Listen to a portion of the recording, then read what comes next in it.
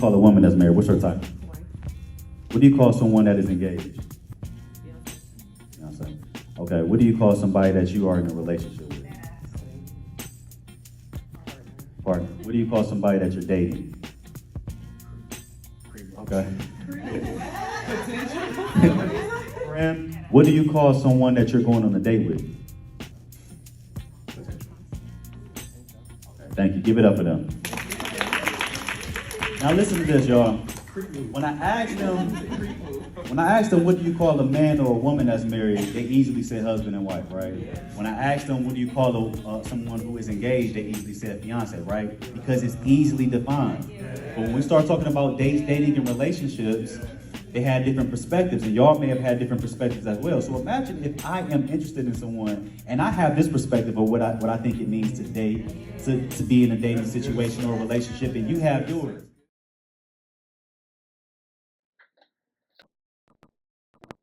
Thing, by the way. What's going on, y'all? Welcome to the Political Experience. We have another great edition for you guys. We have episode 221 with my man Antwan Steele.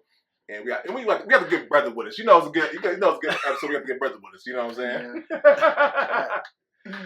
But yes, another great edition for you guys. And we're gonna talk about just his overall journey. Talk about how he became an author, his journey to be an entrepreneur, and just all that good stuff. So without further ado, how you doing today, man?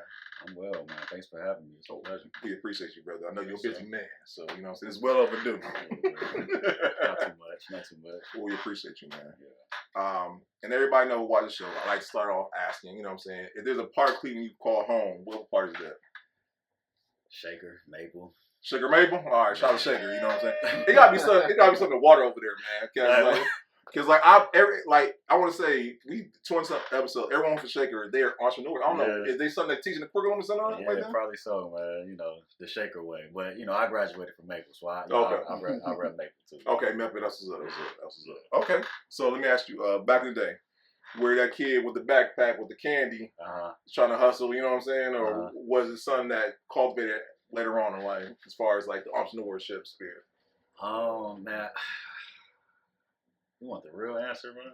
Hey, listen. It's statute of limitations, you know what I'm saying? I'll forgive you if it's otherwise, you know what I'm saying? No, I mean, honestly, like majority of the men in my family were in the streets. And I mean, obviously that's not the right way to go about business. Right. But I seen them having their own. So for me, it was just like I can always have my own. I didn't necessarily aspire to be a drug dealer or anything like that, but I just like the fact that I can wake up and do my own thing, whatever. And I've always just been business savvy and just entrepreneurial. So unfortunately, that's kind of where Hey, no, listen. I will say this: just like anything, the skill set, like you have a 9 to 5, the skill set you learn while you're doing that thing will transfer over to what God called you to do. You know what I'm saying? Absolutely, most definitely. So yeah, no, shout out to that. So okay, let me ask you this then. So when would you say was a moment when you was like, okay, this is what God's called me to do, or this is the moment where you know you have talent, you want to be able to put it to good use? Well, I will say this. I took, in my senior year of high school, I took a business class. Okay. And I had to, you had to do projects and stuff like that. And I remember when I was 28 years old, I was working at Cleveland Clinic. And this was around the time, shout out to Cleveland Clinic. I got a master's from Cleveland Clinic. Okay. But I remember at the time, I was getting ready to leave. I was getting ready to leave. I felt like I had been pushing to get a promotion and a raise. And it got to a point, I'm like, all right, if I get this raise, if I get this promotion, I'm going to be good. And when I got it, I'm like, man, I'm still feeling the same. So this can't be it. Yeah. And I remember going into my boss' office and letting her know that I was going to resign. And that's a whole story in itself. And so we got time. Okay, so I'll just say this because I don't want to draw it out. But I remember Cleveland Clinic had built a hospital in Abu Dhabi. Okay. So it's 2 hours away from Dubai. And I was supposed to go there. And then the person who was my contact, he's the head of talent acquisition at the time. He was one of the only black executive directors at Cleveland Clinic. He had got fired. So it just kind of messed up my chances. So I'm I went to my boss, I need some career mobility, something got to shake. And I finally ended up getting, the raise and the promotion. And I thought that once I got that raise and that promotion, I would be cool. And when I wasn't, I felt like this ain't what I really want to do. I'm like, I got to leave. So I remember one day I had a one-on-one schedule with my boss of September 1st. And I had a meeting scheduled with her at 3 p.m. to do my one-on-one with her. Yeah. I was gonna let her know I was leaving. So before I met with her, I went downtown to meet with my mentor. Catholic lawyer, man, like just very like conservative, traditional, whatever. And I told him like I'm about to leave my job, and he drilled me. He asked me a whole bunch of questions like, "Have you thought about this, that?" And I'm like, I'm answering all the questions. And he was like, "What would it take for Cleveland Clinic to keep you?" And I was like, "If they pay me $1 million," and I knew they wouldn't do that, so it was kind of like my way of saying like I'm out of here, whatever. So I left that lunch with him, like going back to Cleveland Clinic, and I'm like confident, like I'm about to go tell my boss, it is what it is. I'm out. And I remember when I got back to the office, her office is literally next to me, next door to mine. And I had a meeting at 3:00. About 2:30, 2:40. I'm just like literally watching the clock every 5 minutes. Like I go in the bathroom and I'm like, man, I can't believe I'm about to do this. I'm getting nervous. I go in her office, she's on the computer, and she look up and she like sit down, whatever. So I sit down and I just like put my hands like this, and I was just sitting there, just like kind of like just like dozed off, and she was like, "What are you doing, praying?" And I just looked up at her, like just with this blank stare, and she was like, sat back in her seat, and she was like, "You leaving me, huh?"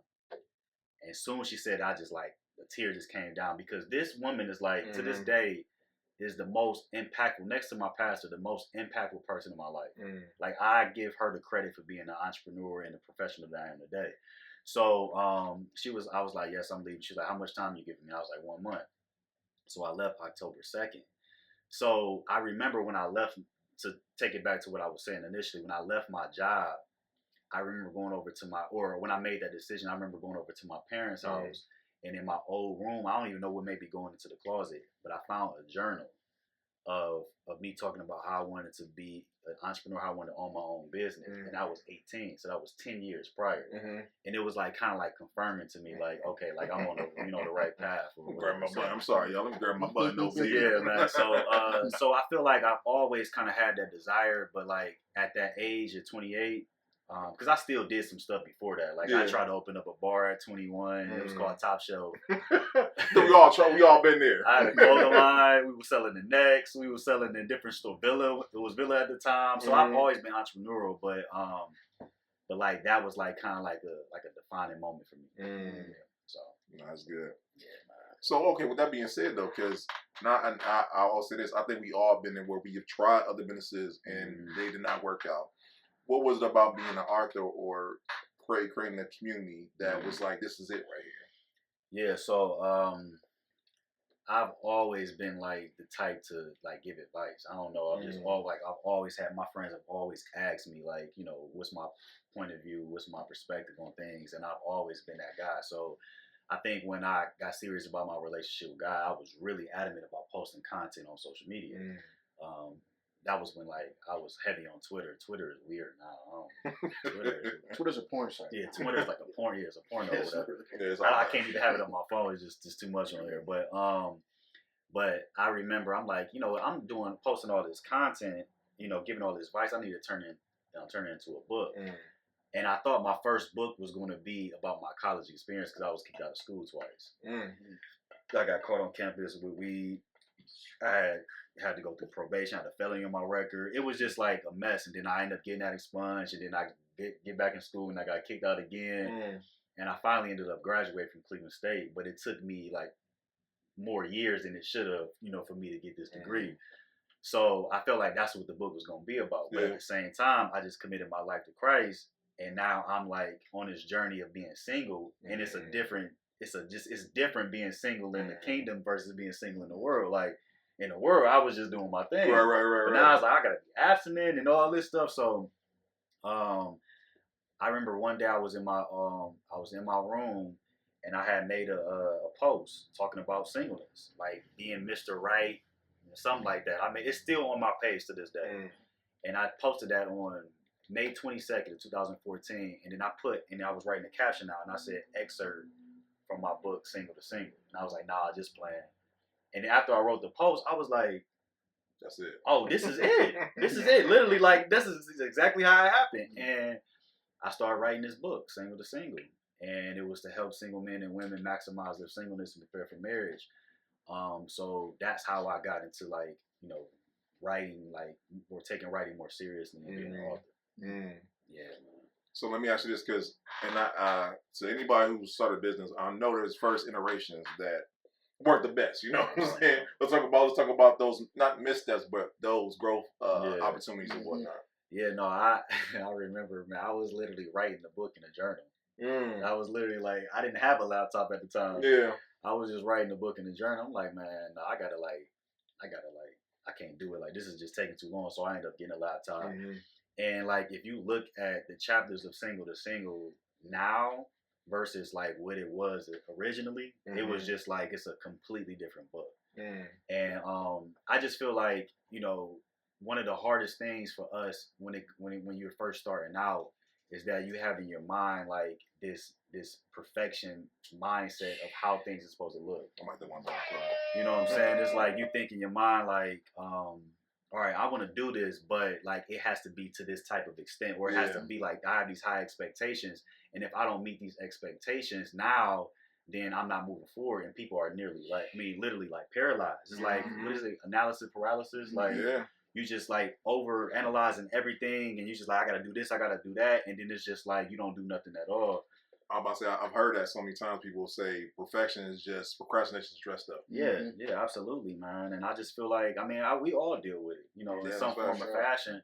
I know for me, like, to this day, there are certain things I might not act on as fast. Like, there's one guy, he was like a business mentor to me at the time, and he was like, success loves speed. And you just got to kind of like move on things like quickly. You ever had like an idea and it was like a great idea, then like a year or two later, you know, you see somebody else doing it, you just like, and they killing it. It's like, no, that idea was yours, but you didn't execute on it. So, yeah, man. But I feel like we got to be intentional about paying attention to what we feel like God is putting on our heart to do. I feel like for me, it was like reoccurring thoughts.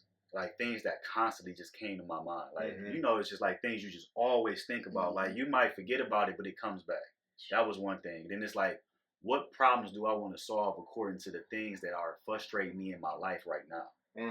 What keeps me up at night? What are the things that simple stuff. Like I remember the company created something where they catch, like, you know how you drop like your phone between the seat, or your keys between the little space between. They literally created something. It's a problem that's so simple, but we look at like, no, I got to do something super elaborate or whatever. So for me at the time, it's like, no, I'm dealing with this singleness, like these struggles. Like I'm trying to keep myself. Like I'm trying to, you know, avoid porn and understanding like a lot of times that is really just you just medicating the pain in your life and loneliness and the weight and, you know, all these different things. I'm like, man, I got to put this in a book. So I just feel like you got to really pay attention to what God is putting on your heart constantly, like to do. What are you passionate about? What what makes you come alive when you're talking about that thing? What's a burden like that you literally feel like you can't sleep at night or you're always thinking about it? And what problems are you trying to solve? That's good. Something like fine. No, I love how you said that though, because I think so many of us, like I said, we overthink it. We overthink it to the point to where we don't do it. We're like, nah. And like you said, I know I'm a victim of that. I've literally seen. I'm like, they kill it. Like you said, they're killing it. Yeah. And because they move. You know what I'm saying? Absolutely, and and I think too often we discount ourselves and disqualify ourselves before we get a chance to even do it. Yeah, absolutely, man. And I feel like we are all so like gifted. We are all. I mean, I even think about like the conversations that we used to have in the your office, man. We used to just sit there and talk for hours just about the different things we want to do, and it's just like a lot of times, like you really have everything that you need. And I'm gonna be honest, this is the epitome of it. Like, man, I respect what you're doing so much. You're not waiting on nobody. You're like, no, I'm about to figure this out. Like look, you're shooting on a phone right now. Like I respect I respect that because I just told you I got a camera. I got multiple. I got 3 cameras. I got a switchboard. I got all the lights. I got the audio, all that stuff. And I haven't done anything with it. You know what I'm saying? But you're like, nah, I'm getting this. I'm gonna, and you can upgrade whenever you want to. Absolutely. But you on 200 in your 21st episode. That's like the epitome. Like that's what I'm saying. Like you making me really reevaluate things. So I tip my hat off to you, man. I feel like we can all take a page out your book. Like it ain't gotta be perfect. Like people respect the progress, and I know for a fact that the consistency, and I know like people are gonna look back on this and be like, man, nah. The pull-up experience, what they were doing, that's a source of inspiration to keep going. Like, and I'm not saying that because I'm just on your episode. I mean, on the podcast, but I really truly mean that. I appreciate that, brother. So, no, I appreciate that, man. No, and I know a lot of people, like you said, you've seen the problem that was occurring, and not in yourself, and the others were occurring. I know for me, and like we talked about on camera, it was for me. This was out of trauma. You know what I'm saying? I was like, I'm not about to, and everyone heard my story, you know, if you watch the podcast, but I was divorced, and I was like, I'm not about to take the time and just sit here in this house, you know what I'm saying, just feeling a certain type of way. I'm about to take the energy and put it in something else. Absolutely, man. So, and like I said, if you talk to more entrepreneurs, it's out of a problem, a burden, or out of a need. One of the three. You know what I'm saying? I mean, you know, sometimes the greatest stories are birthed out of that, and sometimes it takes for those things to really get you moving, man. Absolutely. Because you know, comfort is like that's the end of killer. progress, man. You know what I'm saying? So sometimes it takes for you to be in a position where your back is literally against the wall and you ain't got no choice. So much respect to you, man. No, I appreciate it, bro. So okay, we here for you. But let me ask you this. Okay, so there's someone watching. They're like, all right, I want to be. I have the pages. How to go from the laptop to actual what we got here today. Talk about the process of that.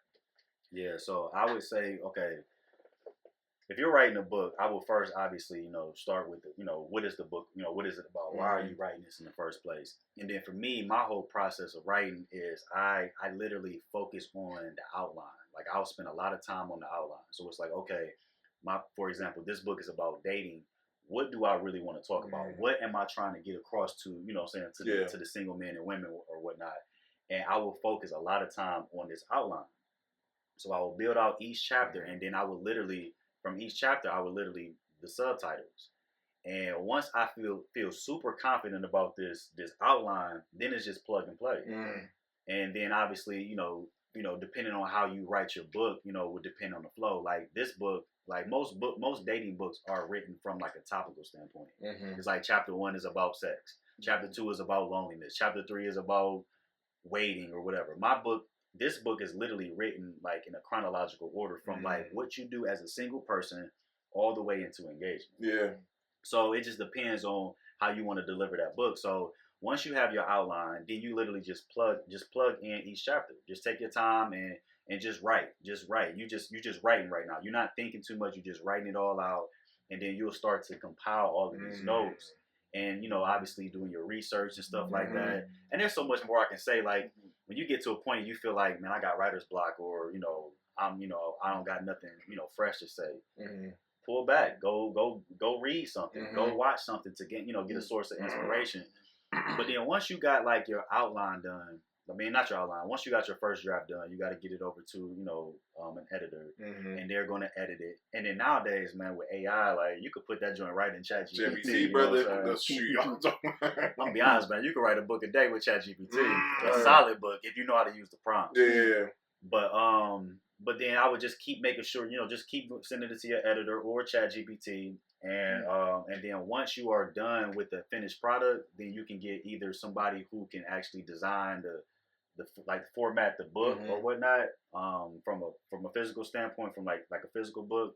And then honestly, if you don't even want to do that, if you want to just start with a basic ebook, you can literally go on Canva and just take your book and put it into Canva. I hope that's like notes. He's giving y'all a blueprint right now. No, because I feel like I'm like, man, I should do a class on this. You really should. Like writing the ebook is like, it's literally like once you go through the process, once you get it done, you can literally go into Canva and click the format of what you want it to be. There are the prompts in there. And then you can design it how you want it to design it, and literally just cut and paste it into each, you know what I'm saying, each page. once you're done, you can save it as a document, and then once it's saved to your computer, all you gotta do is just go to a website where that can host it, like a Samcart, a Shopify, Kind of like Gumroad, ClickFunnels, whatever it is. You put it on there, connect the payment processor, and then say link in my bio.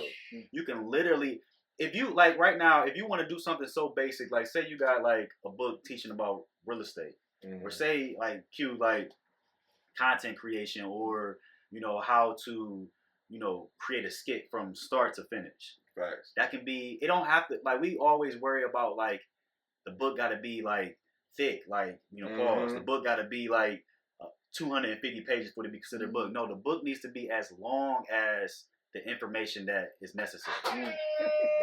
Like as long as you're solving a problem. If I came to you right now and I was like, I got a book that is going to give you $10,000 a month. It's only 10 pages. Are you tripping on having 150 pages? I'm buying that joint today. You know what I'm saying? So, man, it's so many. I mean, we live in an amazing time, man. Facts. With technology and AI. Information, yeah, for sure. No, and man, listen, and I hope y'all taking notes, man, because he's giving y'all the whole thing. Yeah, I want Q to time in too, man. I want my man. I'm about to start. No, and listen, so Q's book coming through, you know what I'm saying? We gonna get that going.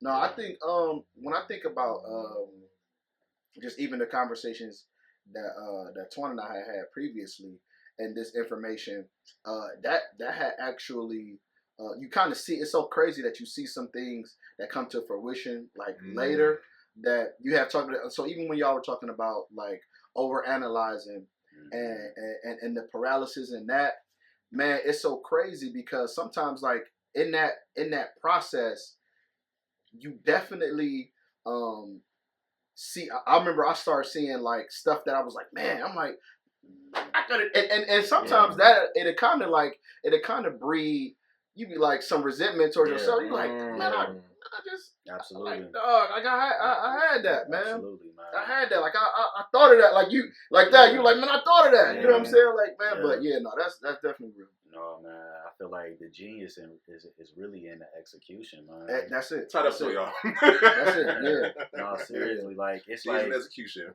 That's like you be looking at people, you be like, man, they so smart. Like, no, I just did it. I finished, man. I just did it, man. And I that is my thing right now. Like, I got a lot of things that I need to accomplish, but sometimes I feel like ambition can also get you in trouble because if you always got an idea like come to your mind, it's like, okay, you got this idea, and you're like, okay, I'm working on this. Ooh, dang, this idea just came. All right, so let me go ahead and start working on that. And now you divide your efforts. So like for me, and I like what Shan said. He was saying he's trying to find like, well, I'm not trying to find, but he's getting rid of like something every year to do less stuff.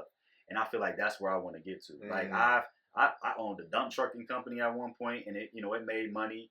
Like I said, I did a clothing line in the past. I didn't try to open up a bar, and then even now in more current times, there is like several businesses that I operate, and it's like I'm trying to like peel back. So it's either I eliminate some things, or I put those systems in place. You know what they say, the systems is saving yourself some time, energy, and money.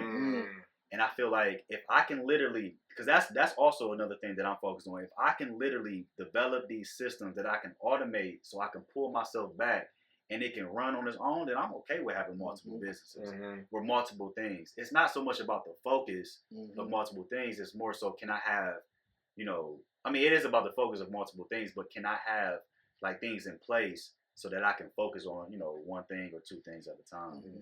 So, man, yeah, I think the beauty in being an entrepreneur is that when you are in the thick of it and you're actually like trying, that's when you learn. But when you're not taking any initiative, you never can really learn from your mistakes. So, that's what's up. Yeah, man. So let's talk about the first. So you got the published book, right? Let's talk about the beginning days, because it's one thing to have a product, but another to sell it. Yeah. I know me and you have talked off camera about community, but I want to talk about that. Like, how did you start building a community, or how did you go into, what I'm saying? First, people like, hey, I got a book, what I'm saying, that can solve your problem. Like, what those days look like? Yeah. So, building the community. I mean, we was talking about that. I think like that is like the main thing that people who have online businesses should focus on right now. I'm not really too big on follower counts anymore. Like, I mean, obviously you want to get followers, but the algorithm is just killing. I think I even seen some the other day where like they don't even put the lives, like all the lives don't go at the front no That's more. crazy. Like, cause I was scrolling through and on my story, just like scrolling through people's like at the top, and it was like I kept scrolling and I seen it said live on somebody. I'm like, but I thought that was supposed to be like right at the front. You know what I'm saying, on the home page. So I feel like Instagram and then the stuff that they're rolling out now where you got to pay more, you can get more, I just feel like it's the time to build community. So back then it was like value content that leads them to a funnel. In the funnel, you capture their information. You can get a sale right there. You just capture the information. You can offer them something free, whatever. And then you email them on the back end. You send the text messages on the back end to like get them in. Yeah. Now they're saying, but experts or whatever, they're saying that do the value content, push them to a community, and then nurture them in the community. So I was telling you about the new platform that I'm using. It's called School, SKOOL, and they're trying to use different models, and I'm still playing with it right now. But you can do a free version and a paid version. So you push everybody to your free version. You can run ads to it. You can be promoting it to people. You push people to your free version, and then you upgrade them to your paid version. So I just started. I don't have a free version yet. I got a paid version. I'm trying to like get people off of the other platform that I'm using to get to School, whatever. But the thing I love about School is that they have a community aspect where you can post on there like social media. People can like the post and stuff like that. You can add value. They have a classroom section where you go in there and you can upload your course. And they have a calendar. You can have all your stuff in there. But the thing I love is they have this thing called the leadership board or the leaderboard, where it's a gamification feature. So when you are contributing to the community, you get points. There's like level 1 all the way to level 9. This is already built into it, whatever. You get, and then you can control what you want. So you can say somebody gets to level 3, that unlocks them being able to get this course. You get to level 9, you can come visit me, but it take a lot to get there. And I feel like it's gonna be the new wave of communities. Alex Hormozy is an investor in it, so I really believe in a lot of stuff he does. So I think it's something to check out. No, because I mean, after the pandemic, it was like you said, we seen it. We seen the gurus take a picture from the Lamborghini, influencer marketing, right? Take off like crazy, right? Now we in, not saying I would say we're in recession, but now everyone is now divulged. They're like they're thinking like, okay, now I need to scale back a little bit. And if I'm going to invest in something, it's got to be something that I can personally see value in. You know what I'm saying? And that's where community comes in. Absolutely. And I know, and I'm about to say, like I know you have built in community and whatnot because you're solving a problem, but you're also speaking to what plagues a lot of people and whatnot. And I think a lot of people nowadays are just thinking about either being a part of a community or building up their own or whatnot. And I'm a part of communities. I think that, when you're like, pay attention to the people that's promoting stuff and see how they move. Like if they have like a mentor or if they're pushing their community, but it's like, are you even a part of the community? You know what I'm saying? So, that's something that's extremely important, man. And, I think it's needed, man. People, I mean, the times that we live in, it's like people need connection. And it's like, I feel like people are like social media was supposed to make the world more smaller and like just more interactive. I feel like it is, but then I feel like at the same time it makes it so much more distant. It's like you just like kind of just settle for the fact that I could just see you on social media and don't even have to get out there and interact with people. So like in our community, we got classes, we got live sessions. I mean, and it's not everything is not about teaching. Sometimes it's just people getting them, coming on and we're just having a discussion about something. That's dope. And really what I want to get to a point where for single men and women, we have now this is a lofty goal and I'm nowhere near there, but I want to get to a point where there's a 24-hour just like a call, like a Zoom call where people can just jump on. That's dope. So that like if I'm, I don't know, 12 o'clock at night and I'm feeling lonely, I could just jump on this call. Hey, you know what I'm saying? Who all on here? And just interact. I don't know how like necessarily facilitate it, but I'm just trying to solve a problem for single men and women and help them to like feel supported and to prepare them so that when that time does come for them to actually connect with somebody, the transition is smoother. So, yeah, man. So, yeah, man, it's a lot of problems that needs to be solved, man. Entrepreneurship is just it's a great way to do it, man. No, absolutely. And like I said, and a couple things I want to talk about, because I know, like you said, and how many times Instagram crashed in like the last year? Like every time I look, I'm like, it's crashing again or whatnot. Yeah. So I respect the fact you're trying to move away from a platform that already has its own algorithm. Shout out to them. Yeah. But to build something your own, you know what I'm saying? Yeah. To be able to curate that to where it works for you and your community. Absolutely. I think it's a beautiful thing. Absolutely. And community breeds accountability too. Nice. So I think like even with what you was just saying, I could imagine like somebody hopping on the call at night at 12 and it's like, man, I'm about to succumb to, doing something I ain't supposed to do. Having somebody around I ain't really supposed to have, or at this time, that puts you in a position. Yeah. Swan had said something powerful, man. Just in the line of dating and operating your singleness, being wise versus being strong. Yeah. And that was one of the things that I had applied to kind of like my singleness journey. I was like, man, that's cool. I think I actually said it in some type of seminar, and I said it like it was mine too. It was cold. Like, Q, what you say when you said being wise versus being strong? I'm like, yeah, you gotta be wise versus being strong.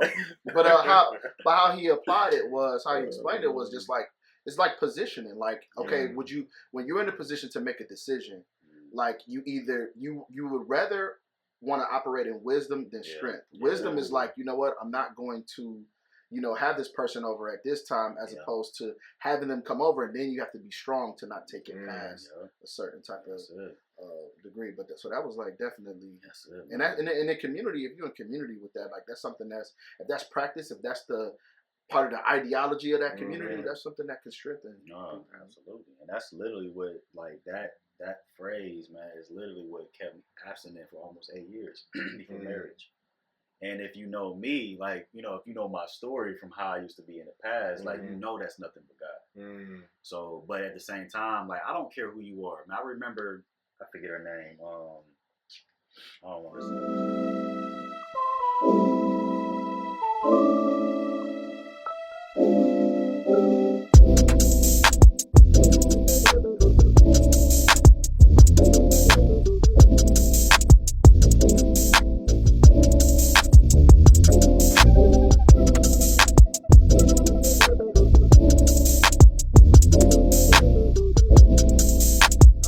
This is a great time in Cleveland tonight, and I think what we look at is black excellence on display right now. I feel blessed. From the moment I walked in the door, I heard Mr. Wheaton and congratulations and everything. Now all the way up to upstairs, same thing, man. It's a blessing. I am feeling really grateful, very blessed.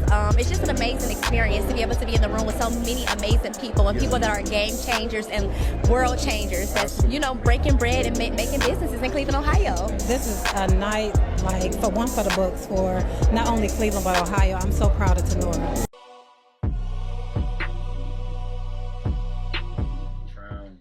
No, not Cindy Trim.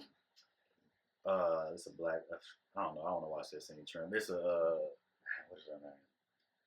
I can't remember her name, but she said one time she was fasting and she was like heavy in prayer, and she said right after she came out of her fast, she said she felt have sex with a man.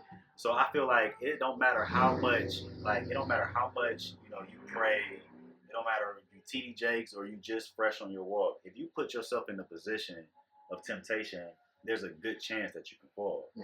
You know what I'm saying? So it's like Q was saying, like, rather be wise than be strong. Like, she called you at 12 o'clock at night talking about let's have a Bible study.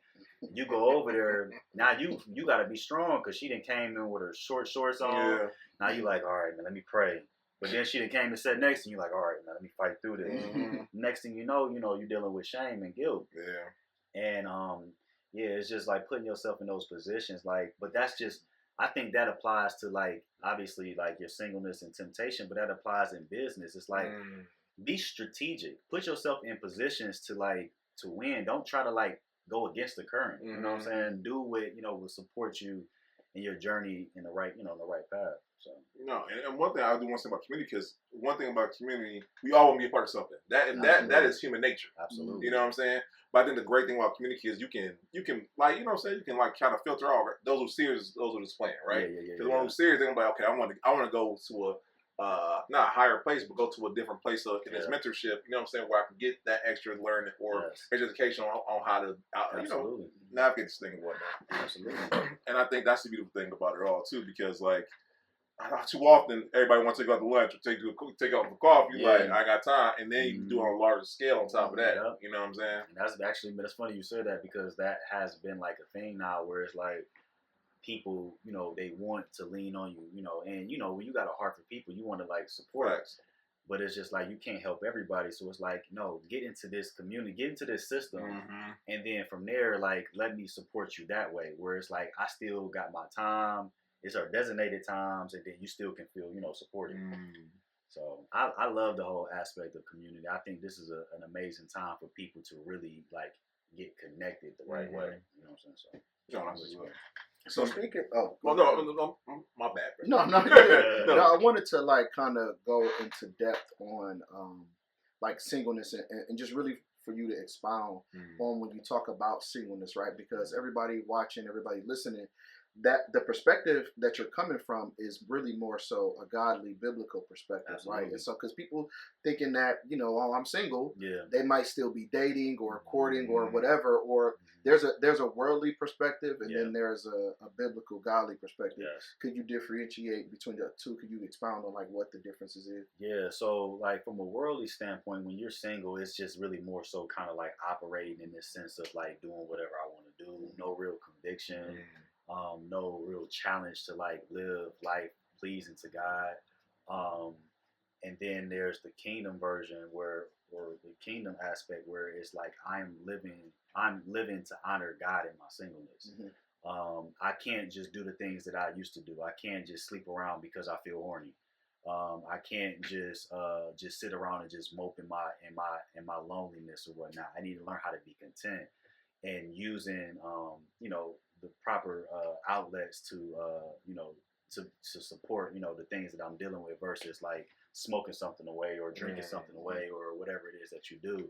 So for me, that was like it was like an eye opener for me when I had committed my life to Christ. Cause I'm like, oh wait, all right, so if I'm single and I'm lonely, I could just call something up and it could solve a problem for that moment. But nah, like I can't do that no more. So so my whole focus as far as it relates to single men and women is helping them to maximize their singleness and prepare for marriage. If you don't want to be married, that's fine. But at least you can understand that it's important to thrive in your singleness as a single person.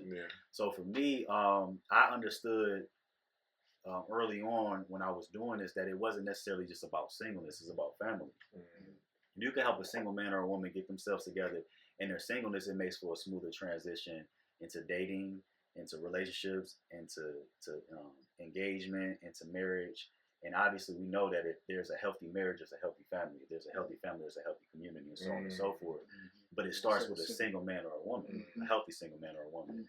But we negate or neglect the fact that your singleness is so important because every person on this earth starts off as a single. You know what I'm saying? We have so much information on how to be married and what to do as a spouse because it's important, but we don't have a lot of education around how we are supposed to interact or operate as a single man or woman. When you said, I don't know why that was so simplistic, but it just rung to me. Like, you're right, we all do this as a single, but we don't realize that. No, for real. And then if we're talking about the dating, that's another thing. It's just like it's just something that we just kind of we just wing it. We literally you literally like see somebody. How it happens in the world is like, okay, I see somebody, I like them. Hey, let's kick it, let's hang out. We might have sex, we might not have sex. Next thing you know, we in a relationship, or are we in a relationship? Like, I like you, but like, what are we doing? And then we do this until we're like, oh, well, let's make it official. And then we just kind of just try to figure things out until there's a heartbreak. And then it's like, all right, I'm cool on love, I ain't doing it. Then you got this mindset like men ain't this and all women want is that, and you know, social media creates these like narratives where it pits us against each other. And now it's like, you know, we're already going into it with this messed up mindset. Then we try again, then we fail again. And then we get so jaded with love, and then you literally give up on love and you never really gave it a fair chance to thrive. Like it's like with business, it's like, I'm about to start this business. And I never put no effort into like making it pop. And then I'm like, man, that was too hard, man. I'm done with that. All right, let me try this one. I'm scared, man. And then you like, I'm giving up on it. And then somebody be like, man, why you ain't an entrepreneur? I ain't for me. And it's like, you never even tried. Right. You know what I'm saying? It's the same thing with love. It's like, no, single men and women need to understand that you need to prepare yourself. Spiritually, physically, mentally, emotionally, financially, relationally, in your purpose. Like, these are things that you need to get better now. And I talk about this in the book. It doesn't take that long to get engaged and then get married. I literally, there's a 10 to 20 month process from literally meeting somebody for the first time to proposing. That can be a 10-month process. You meet somebody, you go on a date, and this is, you want me to get into that, or is there? Oh, by all means, listen, you educate me right now. Let's get to the book. He was funny, man. This is good you got him on here, man. You're gonna make us laugh. But no, so there's a difference between dating, and relationships. Dates is a social romantic engagement between a man and a woman, right? Dating is when you're seeing someone exclusively with the purpose and on a regular basis. And then relationship is a monogamous commitment between a man or a woman. Each has a phase. The purpose of dates is to see if we can start dating. The purpose of dating is to see if we can move forward in a relationship. The purpose of a relationship. I hope they're taking notes, because like I didn't even know that. I'm an old man. But you know, but the thing is like, I mean, like when you say you don't, when you say you don't know that, the thing is nobody teaches us because for starters, dating is not a biblical concept. You know what I'm saying? Dating came on the scene more so in the 1900s. So in ancient times, it was literally arranged marriages. Like that's how, you know, like my father, you know, her father or her covering or whatever will pair us together. Then we start like kind of like moving from arranged. I mean, it's still done in certain cultures, but we started moving from arranged marriages to courtship. And courtship is a thing where it's more like it's not necessarily arranged marriage. I get to date you, but I'm doing it under the supervision of somebody. We get to the 1900s. You look 1920s, you have the women's suffrage movement where women are given the right to vote. You have the legalization of alcohol, and you have the car industry boom. So now singles have the opportunity to connect with one another through driving the vehicles. And when they're getting there, when they're connecting with one another, they're getting lit. So they, so they're interacting in a different way. And then women feel a little more empowered because they have the right to vote. Then you go into the 1960s with the contraceptives and stuff like that, which revolutionized the whole sexual, so now women feel more control of their bodies. And then, you take that mindset and go into the 2000s where we got dating apps, social media, and all this stuff. So it's always changing. But there are basic principles that always applies to the Word of God. So I feel like the reason why I feel like we need to define these things is because I feel like it creates safeguards. So when I go on a date with somebody, that can be, like if I literally meet you for the first time and I'm going on a date with you, this can be a 1 or 2 month process. It should be no more than 3 or 4 days. I mean, I'm not gonna say it shouldn't be, but it can be 3 to 4 days. It can be less, it can be more, but I think 3 or 4 days is a sweet spot. Then after we do the dates, we're going into the dating phase. So it's like, okay, I like them. We went on a couple of dates. I'm really feeling them. Let's start dating. We're not together when we're dating, but we're doing it exclusively. I know that sounds weird, but when people be like, yeah, we're dating, like people associate that with being in a relationship. They're two different things. When you get to that dating phase, that's 3 to 6 months. Again, it could be less, it could be more, but it doesn't take that much time, 3 to 6 months. At that point, when we're like, all right, I'm dating you, I'm collecting this data, I'm getting this information. Now I want to move forth in a relationship. The moment that you make somebody your significant other, your boyfriend or your girlfriend, is the moment that you pursue them as a spouse. There's no other reason to be in a relationship if marriage is not the end goal.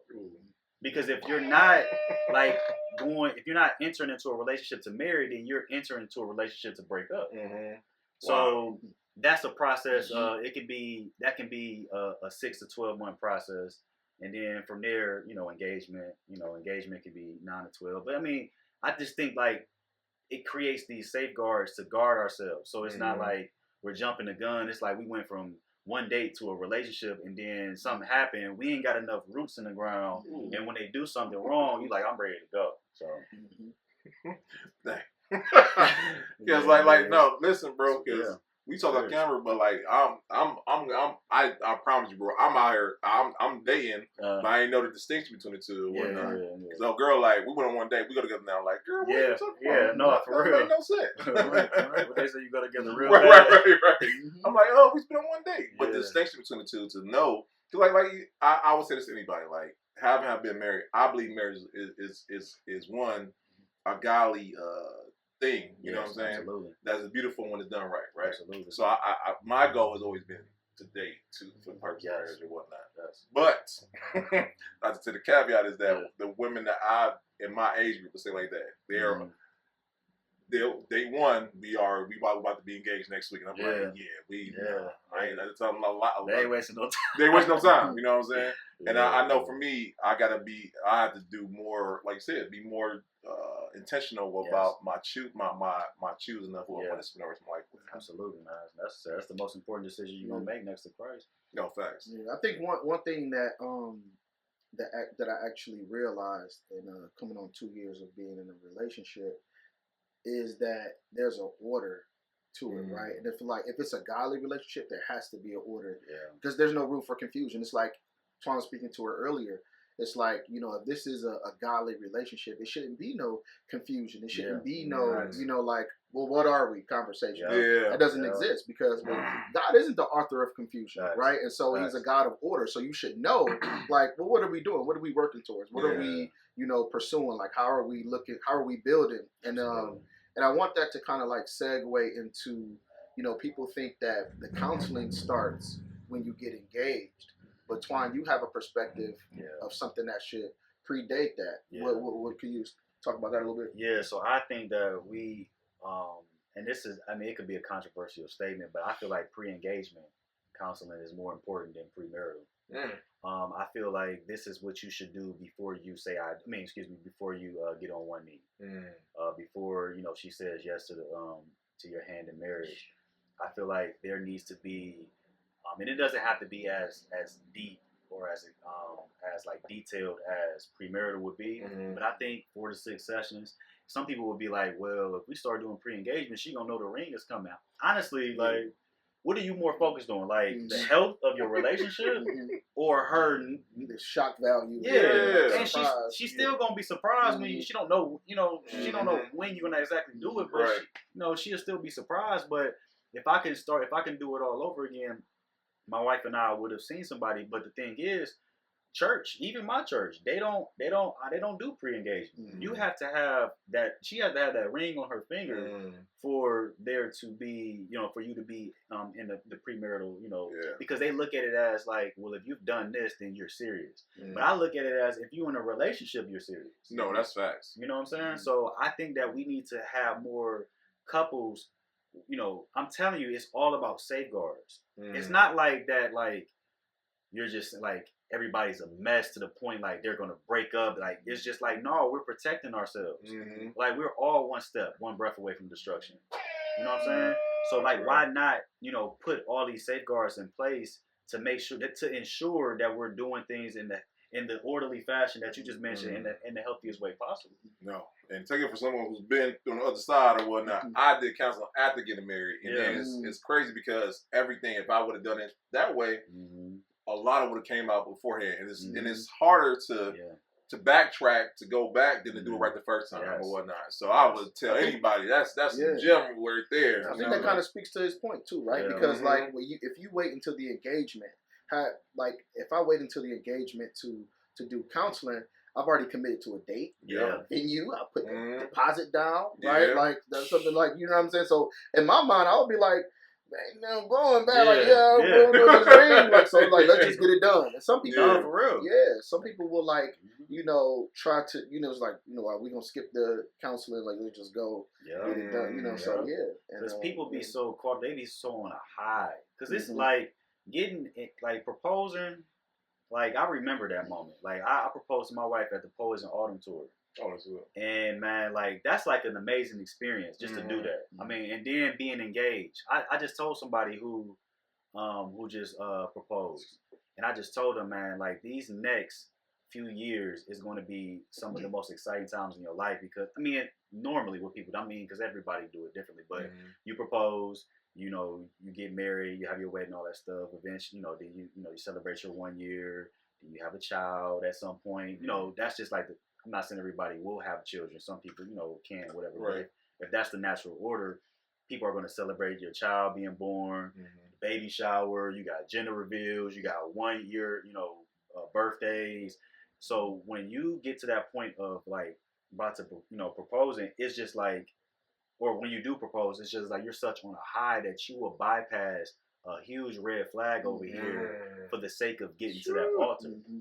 I know somebody, I know somebody that literally, like, their relationship was terrible.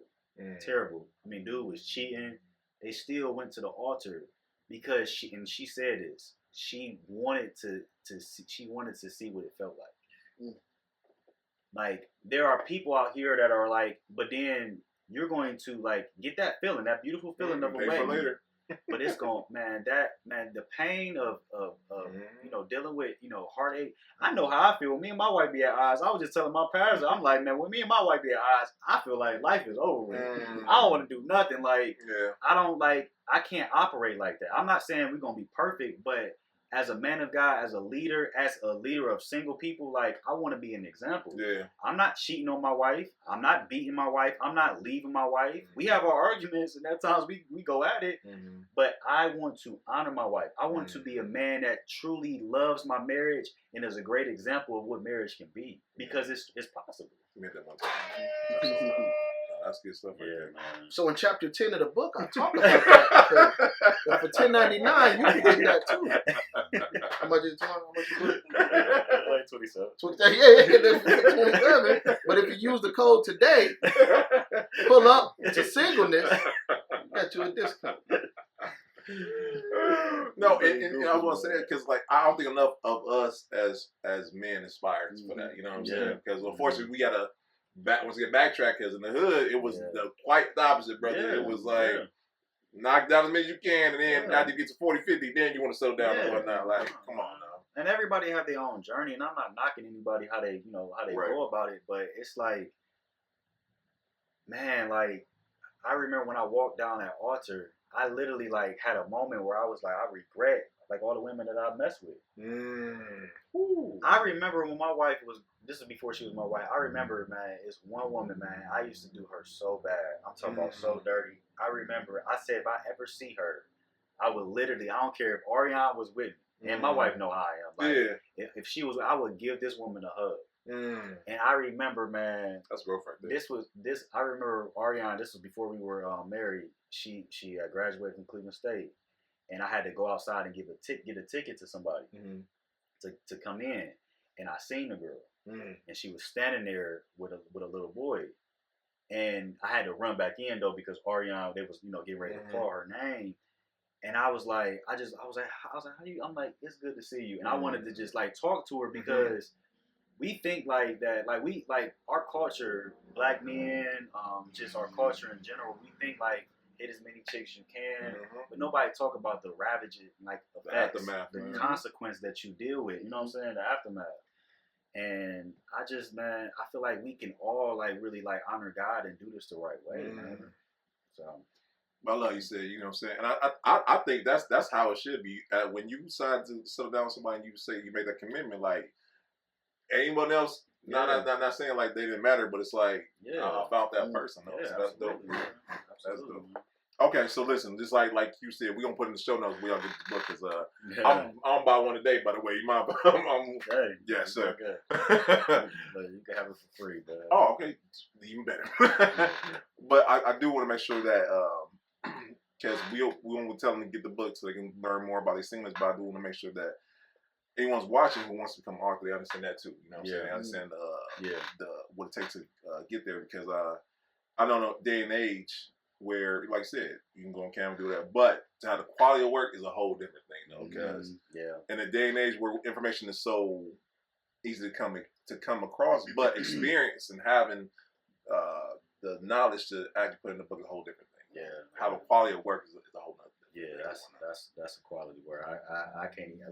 I'm not trying to be boastful, man, but this I was reading it earlier. With it, man. Come on with it. I was like, no, like this is really a good book. You know what I'm saying? Like, you know, well, all the books that I've read, I'm like, but this is a good book. Yeah. Man. Like if I was single, I would definitely get that. So in a market, and you hear dating. People talk about dating a lot. Whether you're in the world, it's a hot button topic with sermons now because they want to, people want to, let the singles in their congregations feel included, or how they go about that, right? What separates your book from other people that have put out books about singleness? Yeah, no, that's good. Like I said earlier, man, I feel like a lot of books are written from a topical standpoint. This is written from a chronological standpoint. It's literally from, what as a single person, what do I do first, and then moving forward, from that point on. So first and foremost, there's the 3 prerequisites when it comes to dating. They must be a believer, or you must be a believer, must have a marriage mindset, must be committed to holistic improvement. So when I say a believer, I'm not talking about people who profess the faith. I'm talking about people who truly possess the faith. People who are like really walking with Christ. I'm not talking about I'm a Christian, but then I'm turning up, in the club, I'm getting high. And I'm not saying like people don't make mistakes, right? But I'm saying there's a difference between behavior modification and heart transformation, right? Marriage mindset. It's not just about wanting a spouse, because when you talk to people naturally, they'll say, yeah, like if they desire to be married, they'll be like, yeah, I want a spouse. But what they're saying is they just want somebody to meet all their needs. So it's not just wanting a spouse, it's wanting to be a spouse, and it's also actually preparing to be a spouse. Having a marriage mindset, number 2. And then 3 is being committed to holistic improvement. Spiritual maturity, physical well-being, emotional stability, mental protection, and financial security. These 5 things, and it's not about perfection, it's about progression. It's about having the mentality that I am going to be the best version of myself, because if I can do that in my singleness, when I get married, or when I get into a serious relationship, and my girlfriend or my boyfriend or my fiance or my spouse is saying, hey, I think you should change in this, or you need to grow in that, I already had the mindset that I want to be better at every aspect of my life. That's it right there. So these aren't things that I'm saying like I'm just pulling stuff out, out my butt like, hey, I think, you should do this and do that. Like, no, I really thought this stuff through. And a lot of this stuff, when I look back in retrospect, is what I was doing. Yeah. So it's not enough to just like, I just want to be married. It's like, no, like, we gotta stop just focusing on what we want in a spouse and focus more on what we can be as a spouse, and see ourselves as the contributor and not just the recipient. Oh, that's good. So yeah, man, that's what I would say is different from my book. I mean, I'm sure there's other books that write from a chronological standpoint, but my book is like, okay, we start here and then we go through. And there's a lot of stuff that that you can learn from each chapter. But then also, what makes my book different is that I wrote, even though I released this book when I was married, a lot of my content came out of the rawness of my singleness. And then another thing, I was impressed to write a book about dating. Like you said, it's a hot button topic. I know I write a book about dating, people are going to just hop on it, right? Tired of carrying that load? Drop the house. Gutter Properties will buy your house as is with offers up to $300,000. Need serious repairs, liens, taxes, or judgments? We'll work through your unique situation to get that house off your back. During your free, no-obligation appraisal, we maintain social distancing and take every precaution to ensure your experience is safe. Drop the house. Gutter Properties. Call us or visit gutterproperties.com today. It was literally about the journeys of the things that I went through as a single man. And I try to stay away from this stuff, but people want to talk about dating. They want to learn about dating. So, that's good stuff, man. Okay, let me ask you this. So we talk about the past, talk about the present, talk about the future, brother. What does the future hold for you? What's coming up? What you got coming out of the pipeline? Yeah, so I really want to build out this community. I'm really adamant about building out this community. You talking about conferences? Yeah, I definitely want to do. I definitely want to do some conferences. I'm about to get back into doing some events. So We actually have an event June 28th Okay. coming up. I'll definitely let you know the Yes, sir. information. And then when is this air? 2 weeks from now. So Okay, so I can say this. So my wife and I are going to take over. We're going to be the new leaders of the singles community at the Word Church. Come on, man. That's what's up. And at first I was kind of like, should I do this? Because I already got my own thing. And I sat down with my pastor, and I just, I expressed to him like what I got going on. And I just feel like the two, I have to keep in mind that my membership, my community is not just Cleveland. It's everywhere. It's everywhere. The Word Church is, even though the Word Church is internationally known, like the actual physical location is, is local. So I'm working on that. But like I said, I really want to focus on building out the community. We're going to, do some more events. And then I want to slowly but surely start transitioning to supporting married couples, but like newlyweds. Like I've only been married for 5.5 years. So I feel like I could probably teach some things to some people who've been married longer, but I don't want to I want to focus on like the newlyweds because I'm not there yet. So, but ultimately what I see is building a community of single men and women who have the opportunity it's accountability. They have community, they have teaching, and they have opportunities to connect with one another. And from that community, then I want to start doing more like you said, like conferences and stuff like that. But there's so much more that I have. I don't want to talk too much. I want to put everything out there, but there's some things that I'm really like trying to do in the coming year to make it like even bigger. Yeah. I'm looking at all these like what is it, Bumble and Christian Mingle and Yeah. Tinder. Like I feel like there needs to be something that is like if you want to be a part of what we're doing, this is a strict like protocol or guidelines that you have to go through in order for us to endorse you, and as it relates to like hooking you up with somebody, whatever. That's dope. So there's a lot of stuff that we're really thinking about doing. So no, it's all good stuff. It's all good stuff. It's like I was, and that's one thing I meant to ask you earlier is the point of niching down. Because a lot of people, they want to be so wide and so you know what I'm saying, and so apply everybody. But you have niched it down to the singles. Yeah. I specifically, it's like 25 to 35 is more like the particular audience. We have a broader is 21 to 40.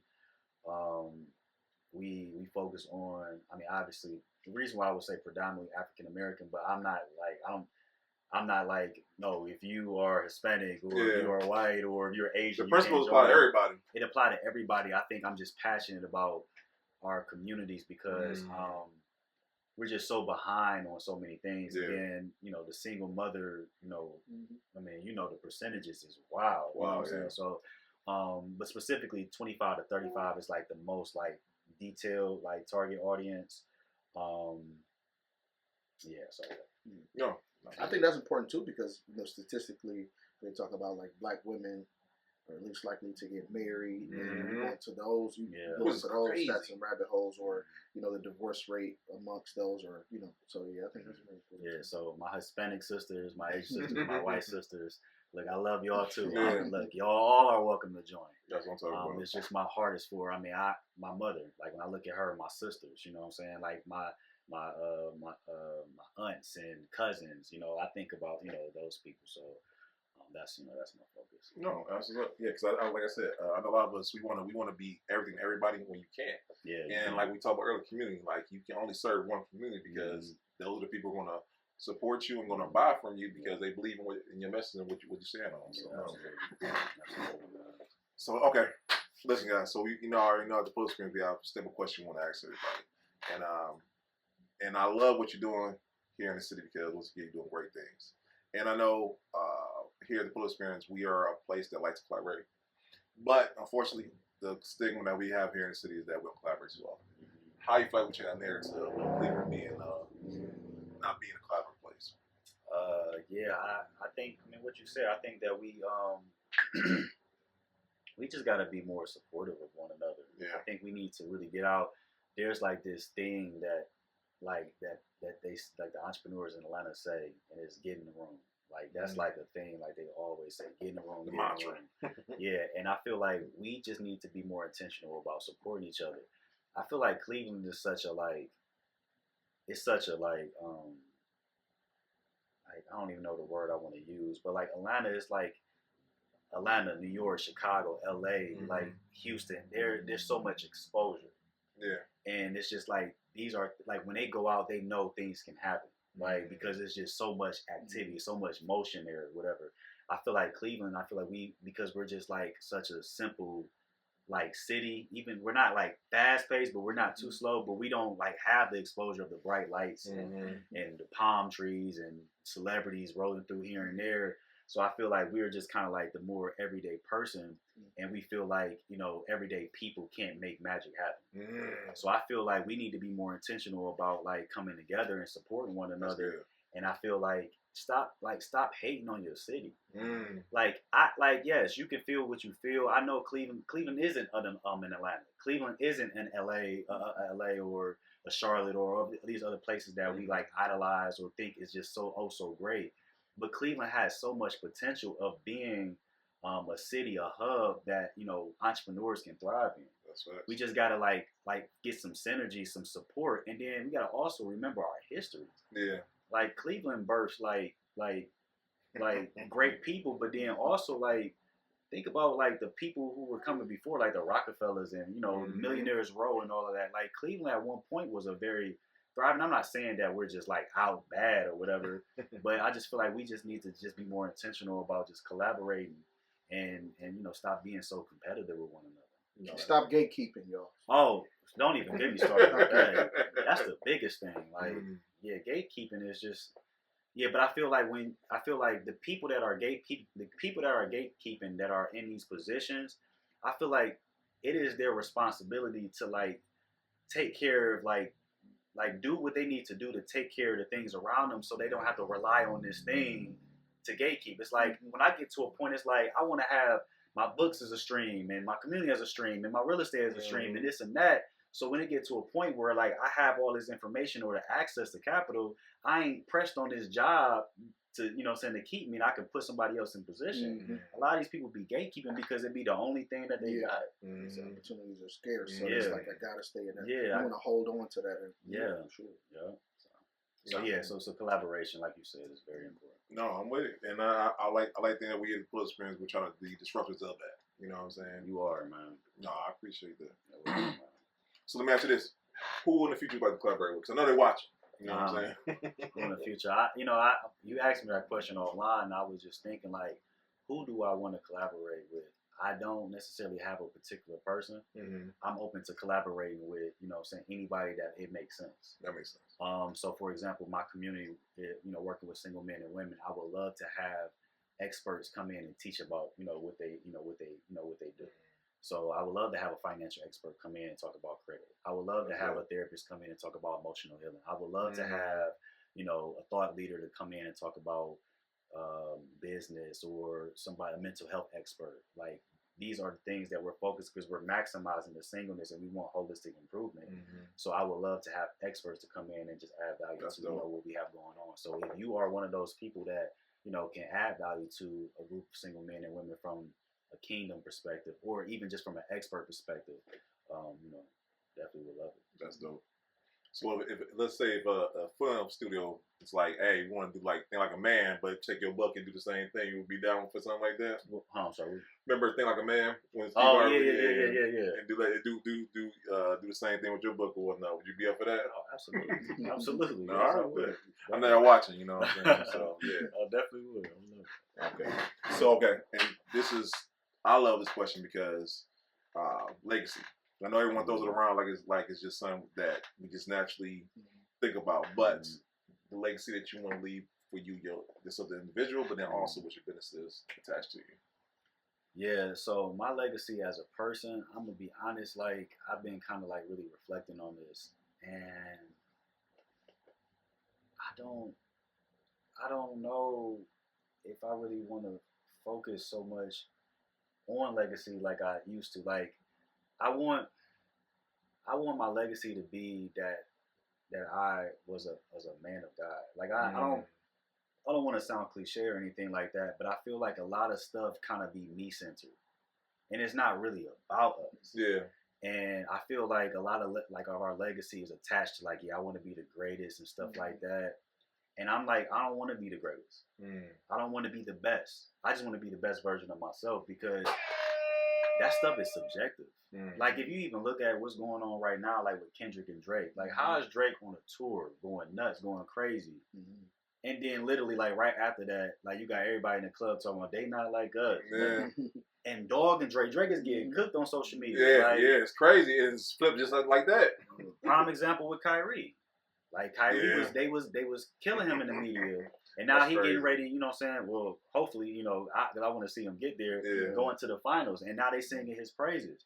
I don't want to be subjected to somebody's opinion. That's good. Like, how can Michael Jordan or Kobe or Bron do all this stuff, you know, these great things, and then somebody say, you're not even top 5 to me?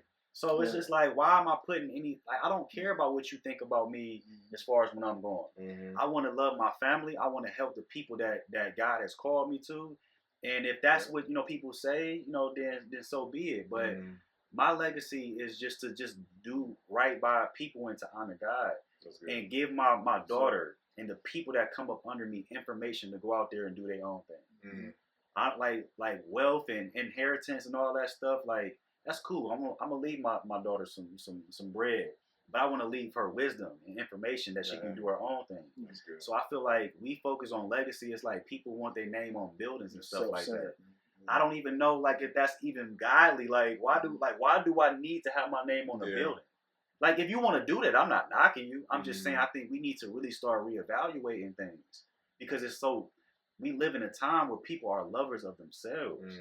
And that can't really be truly productive in an honoring and an authentic way.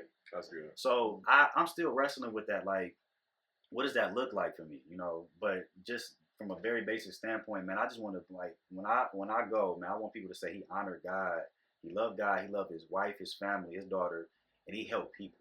That's a great legacy, brother. I mean, so if that's it, then I'm cool with that. That's amazing. I don't care about making millions of dollars and he did all these, you know, he had all these cars and he, you know, I don't care about none of that. Yeah. So, yeah.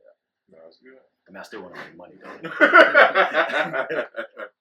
No, that's good. That's a great legacy, man. Yeah. I think, like you said, we need to strive to be outside of legacy that's only serves us, but the legacy that serves others. So no, that's great. Yeah. And then the business, I would just say it's just, you know, it's just a, you know, something that can, you know, go on, you know, after me that will, you know, hopefully help people the same way that I want to help people. That's good. And this is, I feel like, the most important question of the whole interview. I feel like that any great interview, great podcast, there should be takeaways. And I feel like you've been dropping gems left and right, brother. What are 3 takeaways you think someone should take away from your interview tonight? I would say, from what we talked about in the beginning, I would, you know, go after, you know, the things that you believe God is calling you to do. Don't wait, man, because regret is that's a tough thing to deal with. The average American lives to be like roughly like 75, 70, 78. But let's put easy math, let's just say 80. The average American works 30 to 40 years of their lives, majority of them doing a job they don't love, right? The average American sleeps roughly a third of their life away. So if you take the average person being 80 and you take away 30 years of them working a job they hate, 25 years of them being unconscious, they're left with what, 25 years, right?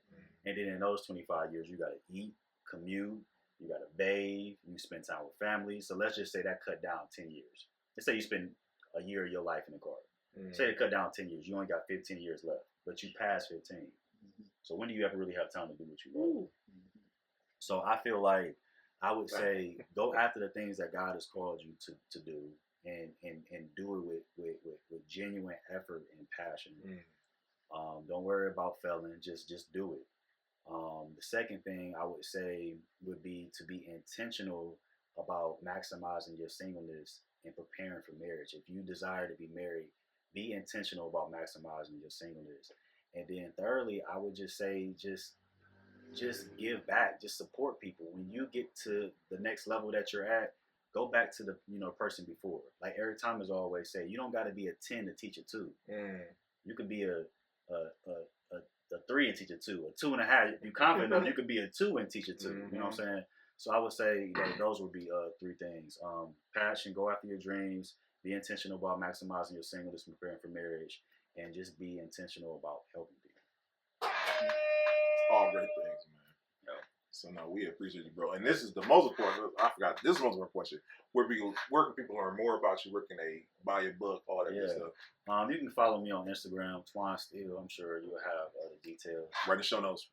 While you're watching this, right there. Yeah, and you can buy the book. You can click the link in my bio. It'll be on there. The link for the school community. If you want to join my community, you can do that at school.com. It's SKOOL.com/maximize your singleness, and I'll be waiting to meet you there. Hey, listen. So yes, for all the lazy people, listen. You watch the episodes right there, okay? No excuses. Maximize your singleness is do it today, okay? Yes, sir, let's get it. Hey, listen, we appreciate you, bro. Yes, sir. Yes, sir. Like I said, guys, we gotta pay some bills real quick, y'all. So, guys, real quick, June 22nd. I don't know what you're doing, but I hope you're going to be in the building for the Pink Black Honors. We will be in the building. I have been honored. I'm lucky enough, and God is good, to be honored with Entrepreneur of the Year. So I would love to see you guys there. And not just for myself, just be in the room with all the creatives, innovators, entrepreneurs, and just great people, change agents in the city who are doing great things in the city, being honored. We have Essence Fest, we have the Grammys. This in Cleveland is ours or whatnot. You know what I'm saying? So please get your ticket behind that in notes below. Okay. Also, what we also got going on? June 20th. I'm sorry, y'all. June 20th, guys. We want to see our Launch Arts Media. They are having a showcase to show you the great thing they're doing. If you need editing, production, you got a podcast, anything you need to see as far as production-wise, they're going to show. We're going to show you the building, but then they're going to show you the team and how they go about doing that. So please join us there, guys. Get your tickets for that. What else am I forgetting, y'all? Huh? Yes. Thank you, guys. Listen, we should ask Twan off top about this, but June 9th, guys, we'll have another iteration. We'll make sure to get Antwan for that one. Let's talk about singleness. But guys, one of the biggest things we get talked about on the podcast, besides entrepreneurship, is love. And we're gonna talk about single and relationship, and then being married and how you navigate being an entrepreneur plus being in a relationship or whatnot. So we're gonna talk about it. If you like tonight's conversation, it's gonna be our little version of it or whatnot.